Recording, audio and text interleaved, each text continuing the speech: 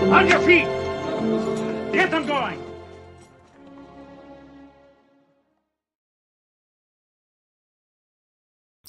Why do I always forget to add myself to the stage? Huh? Is it because I'm an idiot? It's quite possible. Hello, hi. Good morning, good afternoon, good evening.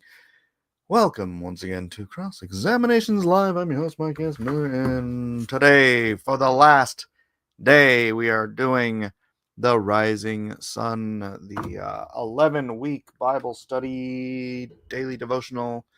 My phone's already 100% charged. Let me plug that into something else. From the Grove Church here in, once again, sunny San Diego. Can I pause you for just a second? Someone is asking me for a favor. Talk later. I forgot to share this out, everybody. So please do. Actually, let me just go to the YouTube channel, and then I'll do the sharing out. Talk amongst yourselves. Talk amongst yourselves. There's nothing to see here. Just me.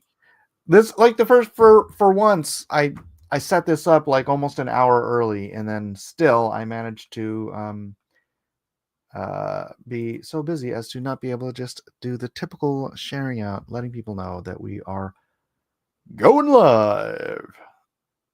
There's some interesting stuff going on today.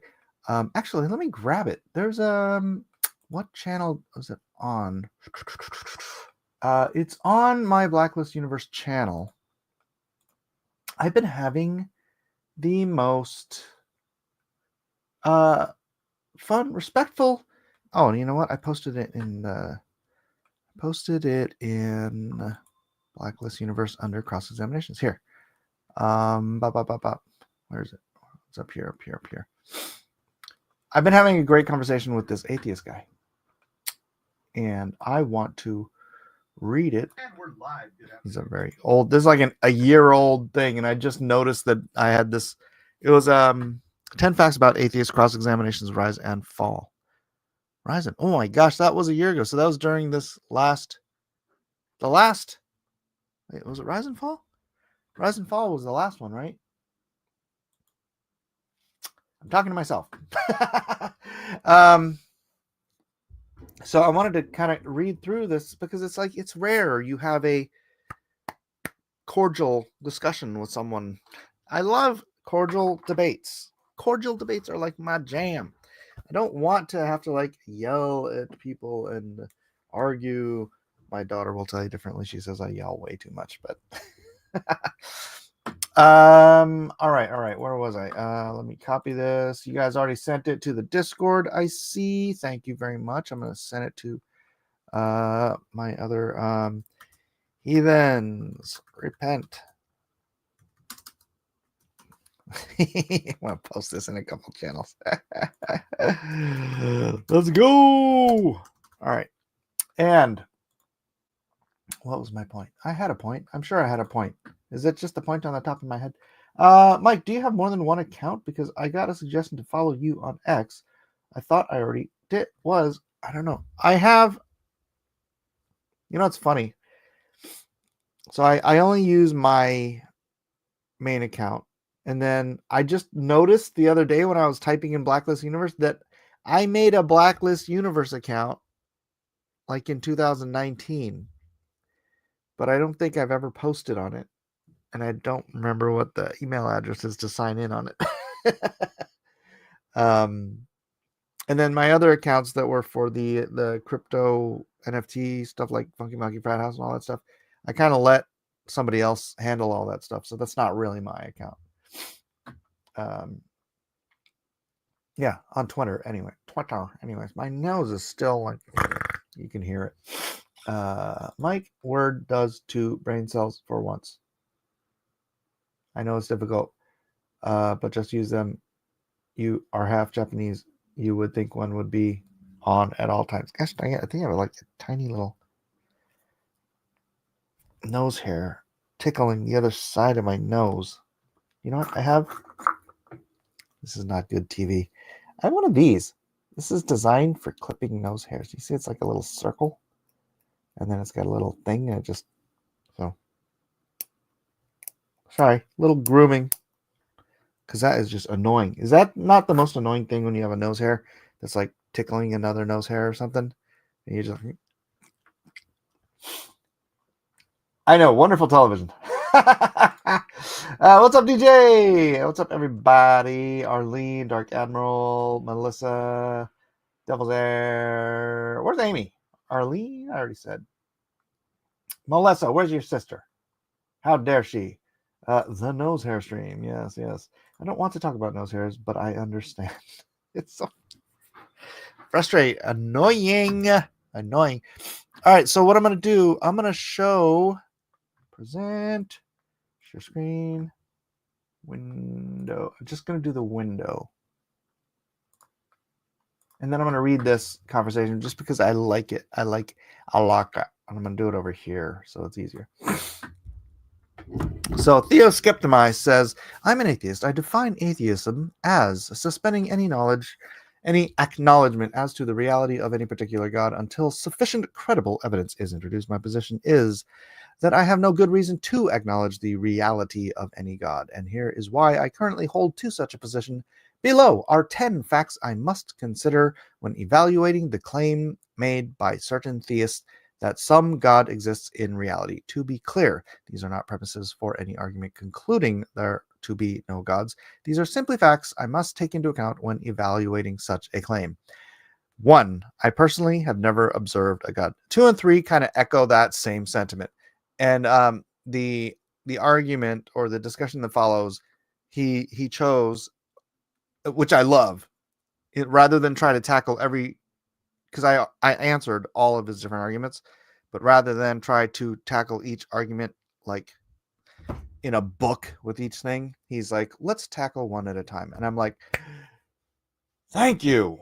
That is how I always prefer to argue a thing, but he hit me with all 10, so I answered all 10. But let me get to his conclusion after his 10. All of these facts lead me to only rational conclusion that concurs with the realities I have been presented, and that is the fact that there is no good reason for me to acknowledge the reality of any God. How is he doing italics on YouTube? I need to learn this skill. I've heard often that atheism is a denial of the Abrahamic God, but denial is the active rejection of a substantiated fact once credible evidence has been presented. Atheism is simply withholding such acknowledgement until sufficient credible evidence is introduced. It is natural, rational, and prudent to be skeptical of unsubstantiated claims, especially extraordinary ones. I actually agree with that. I welcome any cordial response. Peace. All right, so my initial response. I'm really sorry. This is what a year ago he wrote this. Really late in responding to this. Not sure how I missed it. Response as follows. I'm only going to tackle one. One, personally, I've never observed a God. Observation in the physical sense. Have you ever observed the wind? No. Have you observed the effects of the wind? You have observed the effects. I can't even read my own writing. The effects of the wind. Likewise, when dealing with a metaphysical power, you may have observed the effects of God, but simply misattributed them to something else, random, meaningless chance, coincidence, fate, or whatever. There are many things you cannot observe directly, but you can see or feel the effects of those things. Emotions are another example. And then C answer to one. He says, I will address your response one issue at a time in the order that you raise them. I love it. Yes, I can observe the wind directly. If a phenomenon can be measured, it is directly observed. We can measure the wind's barometric pressure, relative humidity, direction, gaseous content, and velocity. I can also detect its pressure, temperature, and source direction upon my skin. These are all direct observations of air molecules equalizing from high pressure areas to low pressure areas. Now can we please place this nonsense aside? To which I respond, you understand that's a metaphor, right? But if you want to be pedantic, observe love. Theo skipped on my response. Love has many meanings, some of which are realities, behavioral, some are emotional states, and some are subjective expressions and exist only in the realm of imagination. When you see a person taking care of, giving attention to, or showing affection for another, you are directly observing love. No, you're not. I did not receive your example as metaphor. I took it literally as I think you intended me to. I respond, love exists. Love cannot be observed. Only its effects can be observed. Love is the cause. People don't sacrifice their time, talent, treasure, their very lives for others for self-preservation or natural selection or any evolutionary theoretical claim people try to make. You know this intrinsically. Love is very real. But you make an interesting point. The realm of imagination. Can you prove that you had a dream last night? Or turn it around. Can you observe a dream your friend had last night? No, you cannot. In either case. Does that mean you did not dream or that your dreams do not exist? Of course not. Dreams, thoughts, emotions, yes, they are subjective and personal, and you may not ever be able to convince someone that you dreamt a thing, felt a way, thought an idea independently, but none of that disproves that you did those things. Absence of evidence is not evidence of absence. He retorts, I didn't state that love doesn't exist. I stated that some of its various meanings aren't realities. To wit, I retort, are thoughts realities? Is your personality a reality? This is kind of the sticky wicket you find yourself in when you try to divorce that which makes us human from that which makes us material biological machines and nothing more. You know intrinsically that there are metaphysical realities, emotions, dreams, thoughts, creativity, inspiration, charity, aspiration. All that makes life worth living cannot be boiled down to chemistry. The animal kingdom isn't worrying about leaving a mark on history or aspiring to be great artists or any of the billion other intangible things that separate us from meat puppets that work on pre-programmed instinct. Love is a short-form argument for all that is unique and beyond the material in all of us. All that you cannot deny exists and you cannot explain through the presumed mechanisms of survival of the fittest. They are reality. Reality, big bold letters, even if only their effects and not their cause can be observed. Ah, he has a new one. I don't think I read this one yet. No, thoughts are not realities. They are cognitive constructs of imagination. Realities are phenomena, objects, events, substances, processes, systems, beings, etc., that occur at a particular point in space, location, at a particular point in time, and are observable at such location and time. That's an interesting point. I disagree with it, obviously, because love is a reality, right? Emotions are reality, but I think what he's confusing reality as in something that is real and occurs with materialism. If it's not a material thing, like I can be having a thought, but the thought is still real. I'm still really having a thought. I'm expressing my thoughts through my mouth hole or through a keyboard, right? The expression of that, a thought doesn't become reality because you express it. It is already reality. I'm going to have to write this out for him because that's very interesting. It's a very interesting retort. I will get back to that after the fact. But yeah, if you guys want to follow that particular conversation we're having, I think it's a lot of fun. It's posted in the Discord in the cross-examinations chat. So I'm going to stop that screen. What do you guys think? I find it tiring. I find the mental gymnastics educated atheists go through to justify rejecting their creator. I find it tiring. Yeah. If a thought is a cognitive construct, it is therefore the output of a system, which is cognitive thought. Yeah, it's like saying a program isn't. It's like saying software isn't real because it's not hardware. Right? Is that a good way to boil it down? Software is real. All of this stuff, but you can't see software. It's a digital code. but you can see the effects of software. But you can see it when it's on a screen. But if you turn off the screen, it still exists, right? Our software is what allows it. Our software is, I don't know if you want to call it our soul or spirit, whatever. The meat puppet, this is our hardware. Our software is what allows us to be imaginative and to love and to care about people who we shouldn't, evolutionarily, we shouldn't care about anybody outside of our family, right? Or outside of our tribe or outside, whatever. Tribalism is very much an evolutionary thing, right? Nothing Hitler did went against Darwinism. Sorry. Hitler, big fan of Darwin.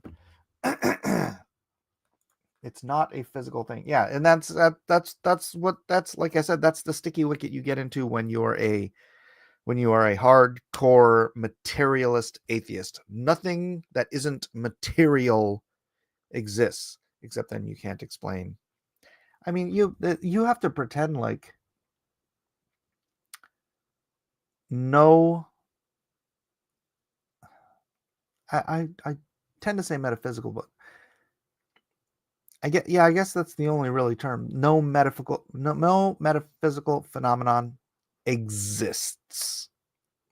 And if any metaphysical phenomenon can be observed, I mean, I observed a metaphysical phenomenon. It was a UFO, as in I don't believe in aliens, but it was an unidentified flying object. I saw a thing. I thought it was a satellite. I was just sitting there laying down on in the darkness by a motel, watching what I thought was a satellite drift across the sky, and then it took off at like a bazillion miles an hour in like a check mark angle. Like it didn't just deviate. It didn't hit something and change paths. It changed. It didn't just accelerate. It was like you know how an electric vehicle, you turn on a drill and the motor just goes full speed. It just went full speed from that point. And I'm like, well, that's not physically possible, is it? If you only abide by the rules of physics in our universe, that's not possible. That's not possible. I saw it. I observed it. So, yeah, I'm probably 18, 19 years old when I saw that. That was crazy. Tina says, I saw a silver orb in the sky one time. It was a windy day, and this orb was just standing still in the sky. It was freaky. Yeah, I think it's all demonic. I think here's a funny one. People have this mindset that, oh, it's demonic, so how could they use technology? We came up with technology.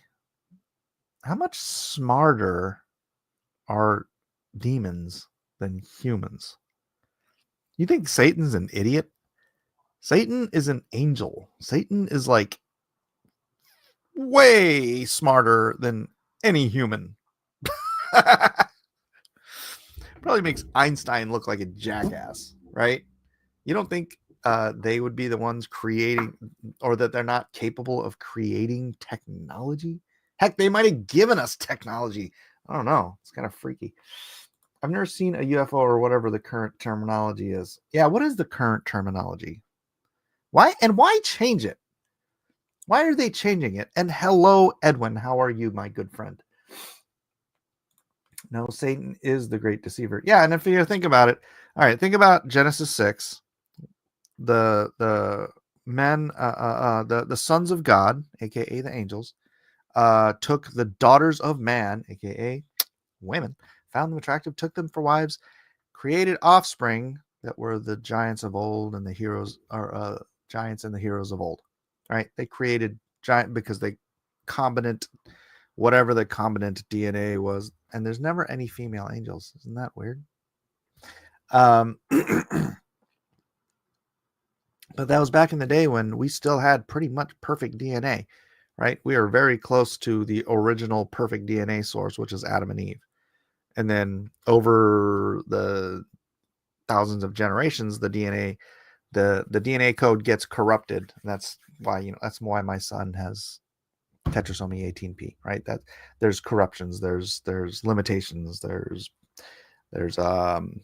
pedigree breeding of the human race, which limits our genetic variability. Anyways, so what do you see with the UFOs, the aliens? What are they doing? Everybody knows what they're doing because we've got all the reports of people being kidnapped. They're extracting genetic material. I wonder why they're doing that. Except our genetic material is now so corrupt, and I would take it possibly that whatever passes for their genetic material might be corrupt as well. So they may still, because in the Bible it also says there were giants in those days and also after the flood, right? Why would there be the assumption that they would ever stop doing what they did, which is corrupting the genetic pool, or not corrupting the genetic pool? I mean, that's kind of how you can say it back then, but creating hybrid Nephilim. Back then, we were perfect. They were perfect. The combination of the two created heroes and giants.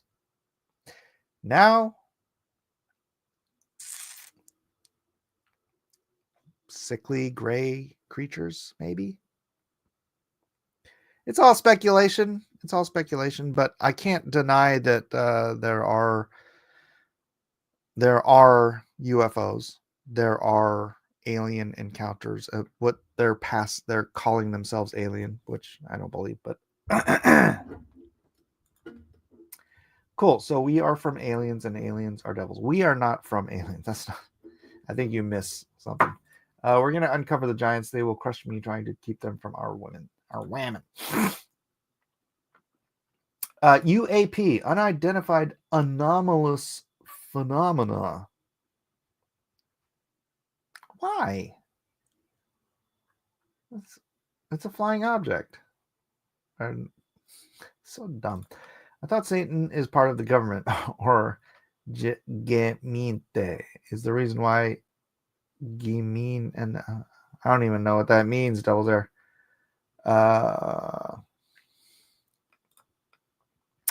They could be the same, they could be different, but they are not mutually exclusive either. I don't know what that means.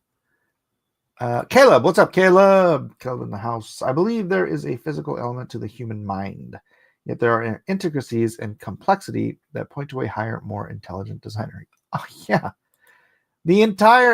Everything is like so intricately designed. Have you ever seen a feather under a microscope? You know how feathers work?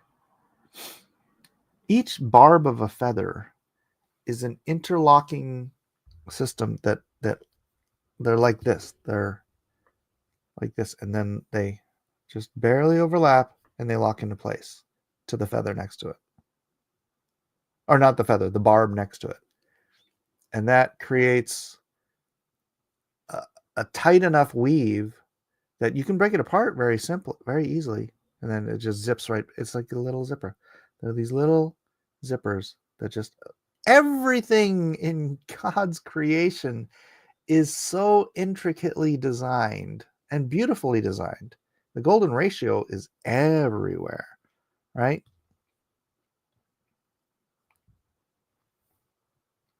Honestly, you could just look around, and if you're just simply not dead set against wanting to be accountable to a higher power,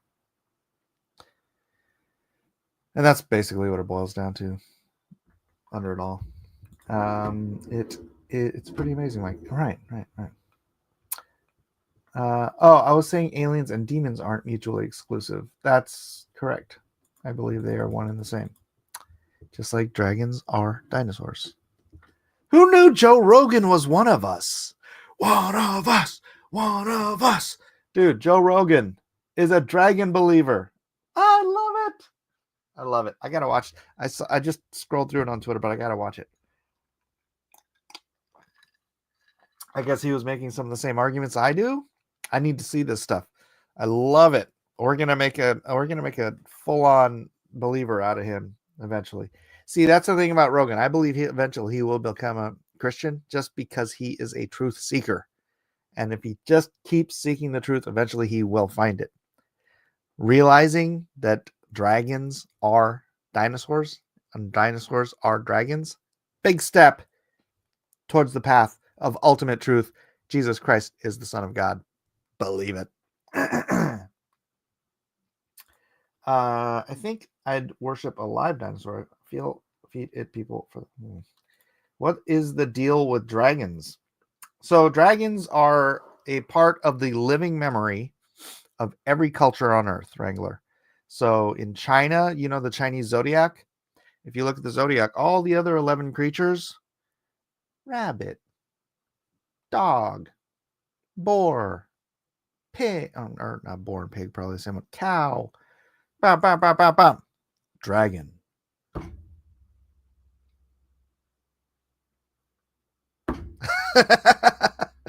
One of these things is not like the other, or is it? Dragons, if you read Marco Polo, his description, his visual description of a dragon, and you just take the measurements that he's describing and the features: three forward claws on the small arms like those of a tiger, eyes the size of a four-penny loaf, a mouth wide enough to swallow a man. It's 10, I think, yards, 10 paces, he said. Long, 30 feet long, 8 feet around, or 8 feet around the girth of its body, so its chest. Powerful hind legs. What am I describing here? It's a perfect description of an Allosaurus in 12th century.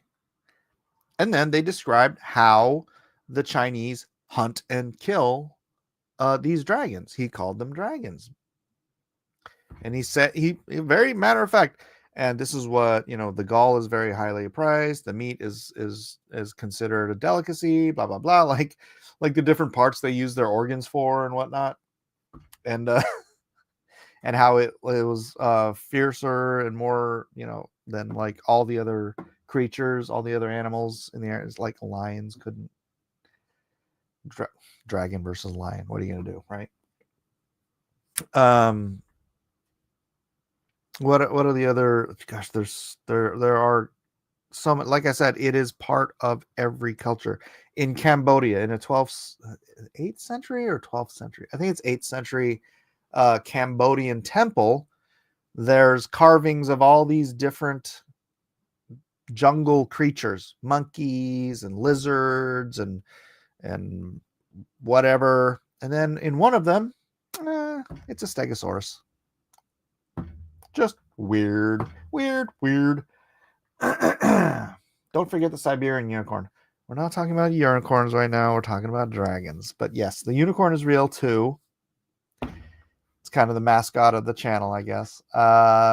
So the unicorn, as described also by Marco Polo, his description of the unicorn, he says it's not like this fantasy thing that we all talk about in Europe. And then he describes a Siberian woolly rhino to the T, like perfect description of a Siberian woolly rhino, which they say, oh, it's been extinct for 40,000 years. And he's like, bro, I just described what I saw. He's like, so all of these dates that they give you, oh, these things haven't been around. Yeah, like I said, nothing. Absence of evidence is not evidence of absence. It's ridiculous to assume because you don't have bones from a dead animal. You know what happens to bones, right? Unless they get fossilized, dust. What? That's messed up, damn Chinese. Well, you don't really want dragons wandering around your neighborhood. It's you know what? It's just like the Africans, right? The Africans, they welcome hunters to come and kill the lions. It's funny. It's like over here in the West, we're like, oh gosh, you can't kill the lions. And the Africans are like, please come kill the lions. They come and kill us. So, the coelacanth. Yeah, coelacanth, not coelacanth. I don't find the unicorn that far out. There are lots of animals that horns, like the narwhal. Well, here's the thing. They're not horses with horns, right? The unicorn in the Bible is just it's like this mighty unbridable, not unbridable. What is the term? You can't use it. It's a wild animal. It is super, super powerful, and you can't bridle it. I think, yeah, you can't bridle it. Thanks for the explanation, Mike and Buddy. Oh, what did Buddy say? The theory is the modern use of the word dinosaur that happens to coincide with fossil fuels refers to what historic cultures refer to as monsters and beasts like dragons. Yeah, dinosaurs, it's only a 160-year-old word, right? And if you get a dictionary from like the 1800s, it will say, and you look up dragon, it will say, it will not treat it as a fantasy creature. It'll treat it as a rare creature. Like, we don't see a lot of dragons anymore, but they're throughout history. It's something that, for well, I know why. The same reason they hide giants. They don't want this stuff to. It totally goes against evolutionary theory. It makes evolutionary theory. If all this stuff is true, evolution falls apart because you can't. What? Where? How do giants fit into evolution? Weird. How do dragons, still being around in the 12th century, still being around today, according to a tribe in Africa? If you've ever looked up Mukele Mbembe, there's a tribe in Africa that lives with the Brachiosaurus. I know it sounds crazy. I know it does, but it's in the river, and they've seen it, right? They have to deal with it. And a group of what do you call people like this? Anthropologists. They went down there because they heard about the legends of the Mukele Mbembe, and they brought a book with like all the animals in Africa, like pictures of like, here's a hippo, here's a this, here's an alligator, here's a that, here's a blah blah blah, and the whole little the tribe that has to live with Mukele Mbembe. They're there, and they're just looking through it, and they're there, and he flips the page to the Brachiosaurus, and the whole tribe starts, Mukele Mbembe, Mukele Mbembe. Of course it would live in the river. You see the size of a Brachiosaurus? Of course, it's like, I mean, it's bigger, it's as big as a whale, maybe a small whale, but still, it wouldn't be able. This Jurassic Park stuff where they're just walking around on the ground with 50 freaking tons of gut, baloney, dude. It has to be in the water, just like the Bible says. What is the Bible? Behemoth lives in the rivers, right? It drinketh up the river. So, anyways, Mike believing superstitious backwards. No. You listen to them. They have freaking. They're not superstitious. This isn't stories. This is eyewitness events. They have eyewitness. I don't have time for it. And I'm freaking 4 minutes past 30 minutes, which means, do I even have time to do the Bible study today? I do, because I must, and I must because I do. Where's the date? Oh, okay. Last November 22, blue 22, 11/22. Oh, that's funny. 11/22, day 55. 112255. Matthew 28. 16 to 20. Oh my gosh, that's only 5 verses. 16, 17, 18, 19, 20. Yeah. King James Version, Matthew 28. Matthew 28.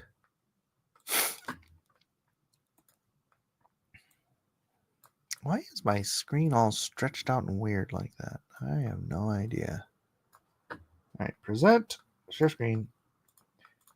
You're like, one of these days, Mike will have this all prepared before we actually start the stream. Sorry, no, I won't. 16 to 20. Then the 11 disciples went away into Galilee, into a mountain where Jesus had appointed them. And when they saw him, they worshipped him, but some doubted. And Jesus came and spake unto them, saying, All power is given unto me in heaven and in earth. Go ye therefore and teach all nations, baptizing them in the name of the Father and of the Son and of the Holy Ghost, teaching them to observe all things whatsoever I have commanded you. And lo, I am with you always, modern vernacular, even unto the end of the world. Amen. That was the fastest.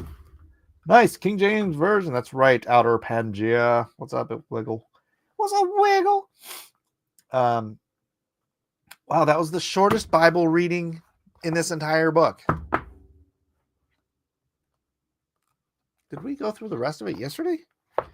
I guess so. All right. I don't have a lot to add.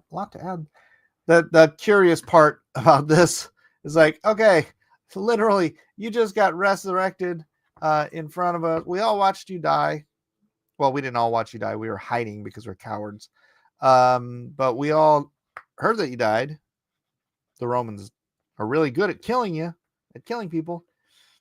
And then they saw him resurrected, but still some doubted. What? Who? What? How do you look at the resurrected Christ with the scars in his hands and the scars on his cheeks and the hole in his side and still doubt? How do people? I don't understand. I don't understand. Victor says they're gonna sacrifice Mike to Mokele Mbembe. Oh, Mike gets finally see his real life dinosaur. Sounds like. So Loch Ness is a Brachiosaurus. I don't think Loch Ness is real. I don't know. I have my doubts about the Loch Ness monster just because of its origins. The original sightings are sketch. How do you doubt? How do you doubt the risen Christ in front of your face? I don't understand. Can someone explain this to me? I know I'm supposed to be here trying to explain stuff to you guys, but it's beyond me how anyone at that point.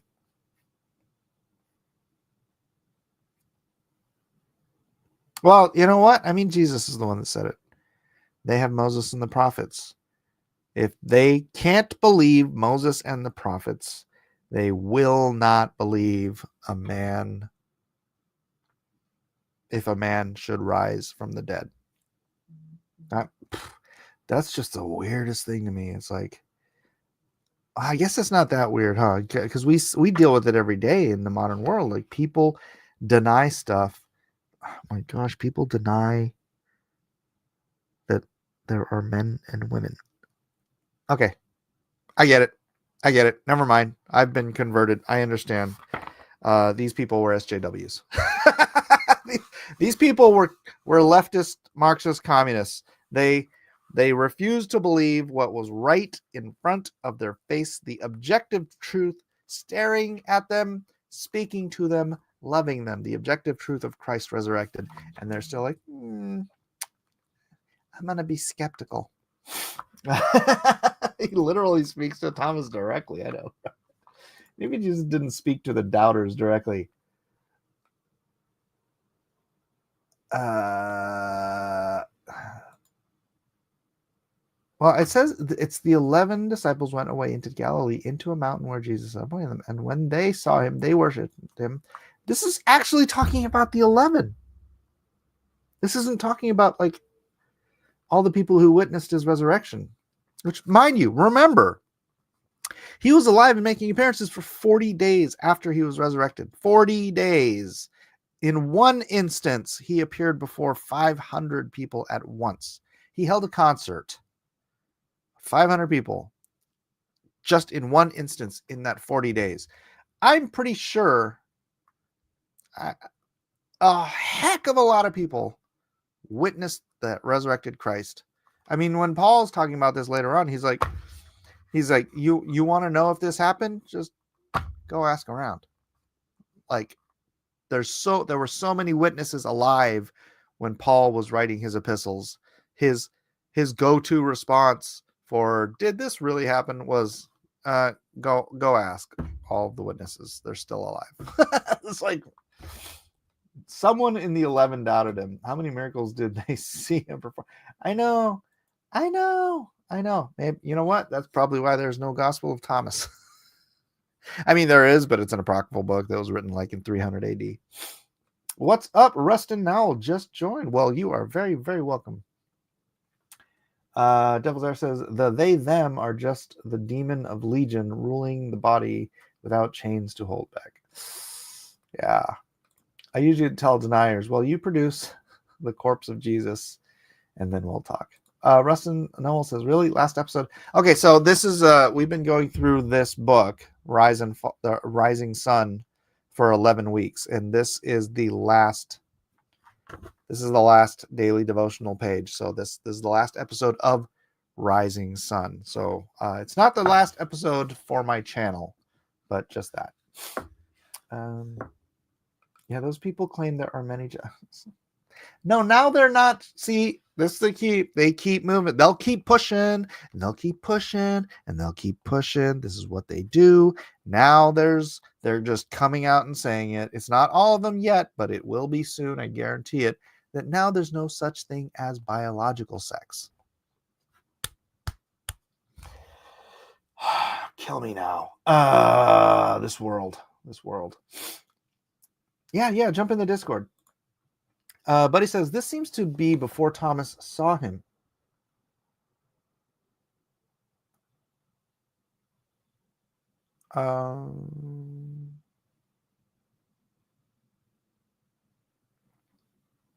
Oh, right. Yeah, so this isn't the ascension. For some reason, I just assumed this was the ascension because it's the very end of the chapter. The parallel in John 20:24 says that they saw him and he refused their testimony because he needed to touch the wounds himself. Okay, well, that would make more sense. That would make more sense if it was prior, if this is not the ascension moment. Okay. Thank you, Buddy Rabbit. Buddy Rabbit always here. He's my new sidekick since Matt's not here. Or not Matt. Max, not on my chair. Little butt freaking ran. I didn't even give him a second. I just opened the door to go outside and he was out like a shot today. Devil's Air says, you are either born male or female. That a fact for the human race for over the last 4,000 years, 6,000 years. 6,000 years. We've been male and we've been female. And once in a blue moon, you get a little crisscross chromosome thing called a hermaphrodite. That is the exception to the rule. If so, like if some people are born without fingers, you don't say that there's another. There's not such a thing as gender. There's another philo. Is it philo? There's another species of human that don't have fingers. It's like no. It's called a mutation. It's called a birth defect. If you have hermaphroditic chromosomes, it's a birth defect. My son has a birth defect. It doesn't mean that he's another category of human. He's a human male with a birth defect, just like hermaphrodites. Yes, that is true, Mike. I only for those will accept they them stuff. Only for those. They're not they thems. They choose one or the other. It's a hermaphrodite always presents more. It's not like a 50-50 thing. You don't have a working vagina and a working penis. It's not. Well, I mean, in the reproductive sense, right? One, you can't. No hermaphrodite can get themselves pregnant. That's my point, right? So you either have a working male genitalia or you have working female genitalia, but you still have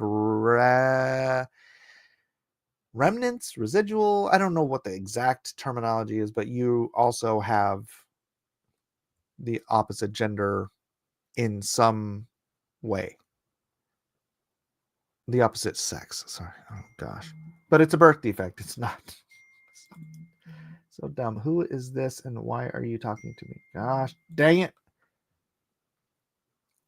Oh, I don't know who this is, but I'm going to mute you forever. Mute forever. Annoying. All right. Close that. Hands are not a social construct, you mean?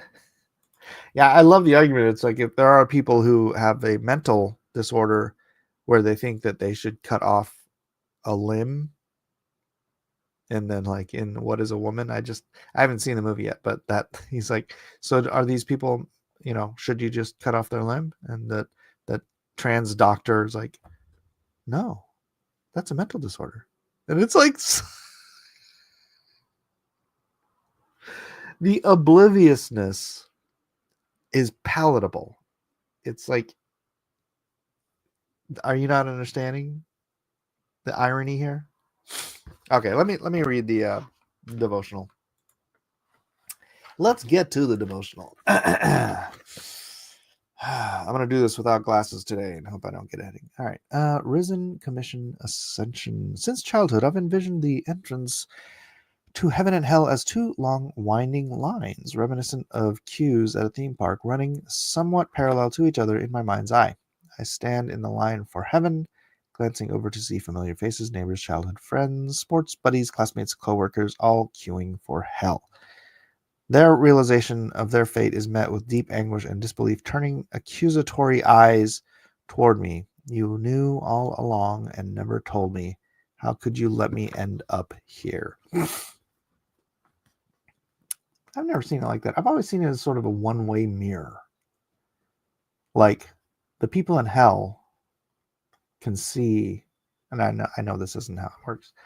Like the people in hell can see the people in heaven being blessed, being with Jesus, doing all that stuff. But the people in heaven can't see the people in hell because it would bring them sorrow, and there's no sorrow. There's no tears. So it's like you're so enraptured by the blessings of heaven that you're not. Well, first of all, you have to understand, you would come to the understanding that there is perfect justice under God's ruling for who is in hell and who is in heaven, right? Perfect justice. So there's no one saying, oh gosh, that was so unfair of him to send that person to hell.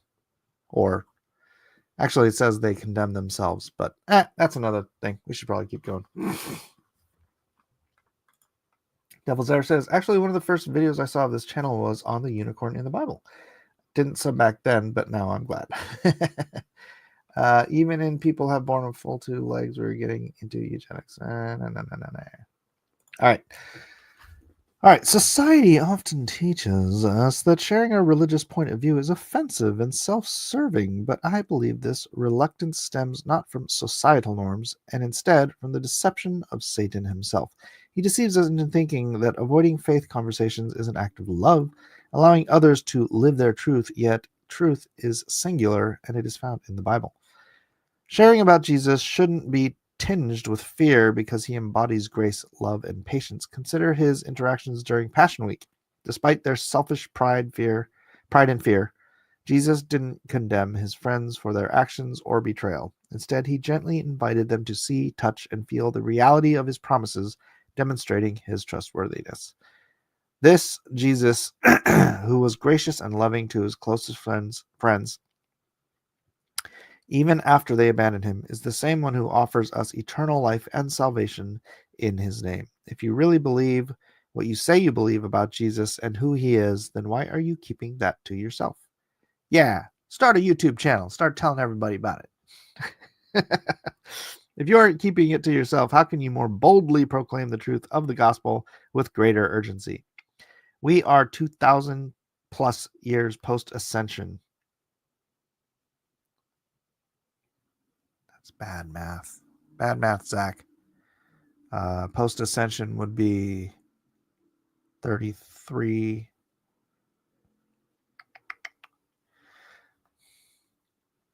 Well, if you're doing it by the Jewish calendar, I'm not sure what the dates would be. But if you're going by the Roman calendar or the... What's it called? What's up, Larry Romano? Julian, the Julian calendar. If you're going by the Julian calendar, then we still have what next year's 2025? 8 years, 8 years to go before 2000. In the same way the disciples acted with urgency in sharing the good news of the gospel, we should be actively doing the same. I don't mean standing on a street with a megaphone telling people how they are going to hell. Instead, model the gentleness and love of Christ to those you share with. Yeah. He ministered to individuals and small groups of people after he resurrected, and it wasn't to lead to conviction. His purpose was to offer an opportunity of relationship and salvation. The last thing Jesus said to his disciples is the most important action item you can implement in your life today.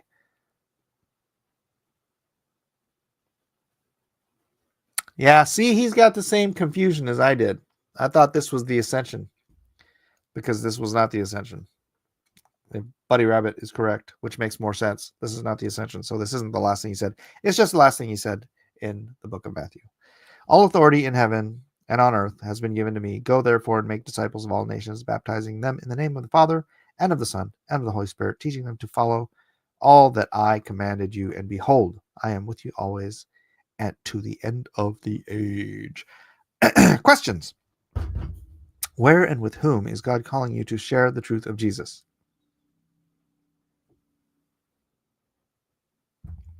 Question number 2. Is your life structured in a way that reflects an urgency to respond to the call Jesus made to his disciples? I mean, yeah, that's kind of my purpose. Right? Buddy says, I have my moments. It's actually, you know what? The stupid messed up my camera doing the...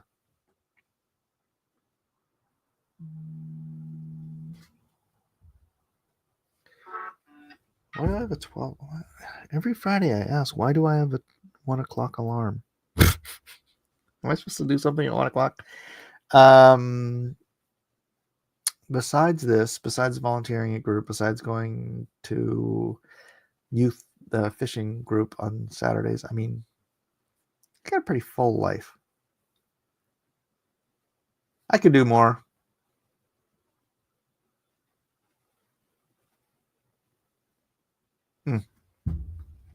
Is there a person who was bold to share the gospel with you? Have you thanked them? Oh, yeah.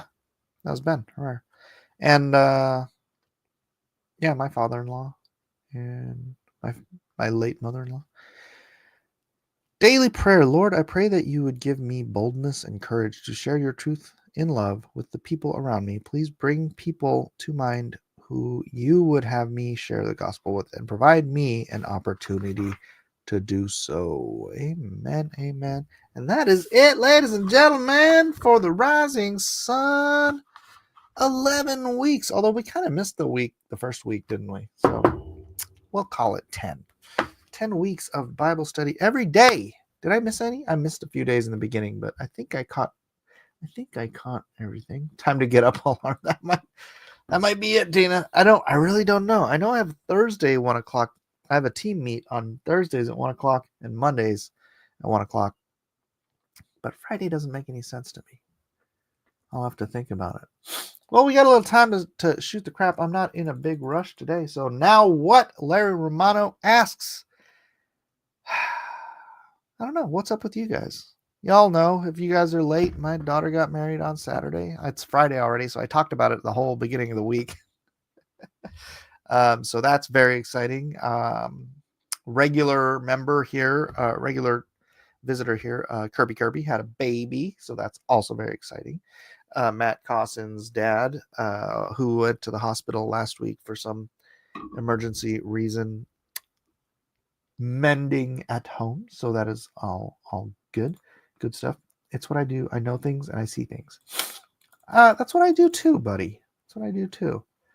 Buddy and I have had wonderful discussions. I wouldn't even call them debates, discussions in the cross-examinations channel on the Discord. Guys, you should go there. There's good stuff happening there.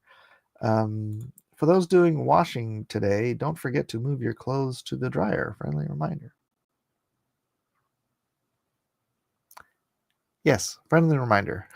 Always dry your clothes. It seems to bug Royce, which makes me smile. I do. I enjoy bugging Royce as well.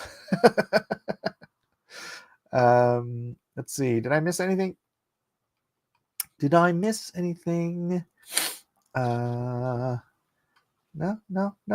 All right. Well, I mean, if you guys don't have any questions or anything, I can go ahead and wrap this up. DJ's here to help. Thank you very much. Tina says, I have several alarms on my phone too. I finally turned them all off a couple weeks ago because, like you, I had no idea what they were for. I know, right? That sort of thing, right? You set an alarm and you only intend it to be like for one day, but then it gets stuck on your weekly loop. That's probably what it was. So I should delete that too. But yeah. What shall we do on... Oh, is that what you meant by what's next? Now what? What's after... I don't know. I was thinking about starting... in Genesis. And just going through the Bible. That'd be fun. Although Leviticus would be kind of a drag. Numbers is a bit of a drag in parts for a Bible study. I don't know. I will think about it. If you guys have suggestions, please just drop them in the Discord and let us know what you think. What you think we should do. Sounds good to me. Genesis is good. I'd like to just go through the Bible like we used to. Well, maybe then we'll do that. Genesis 1:1, in the beginning. We did that before, remember? We did that before, and I think the first episode of the Genesis Bible study, I got through like 8 words. I think it was like... there were so many squirrels.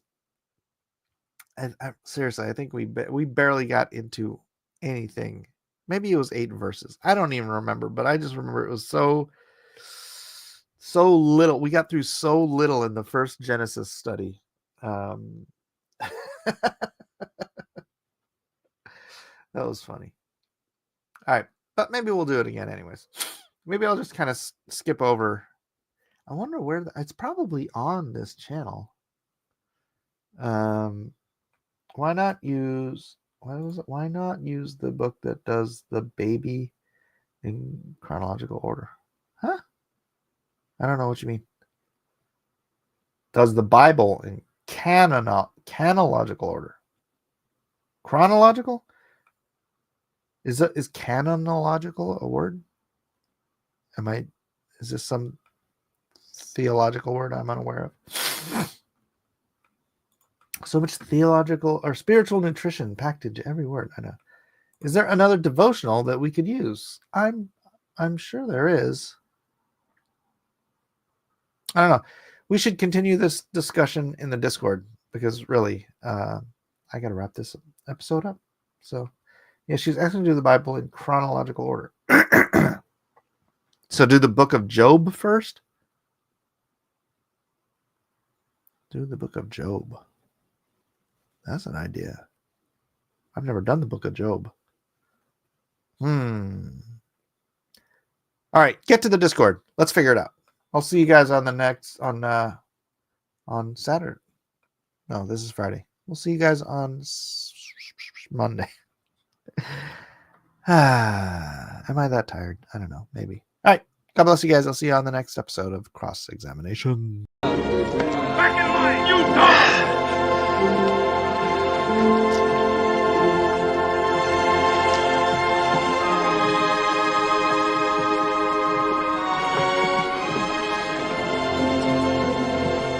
On your feet. Get them going.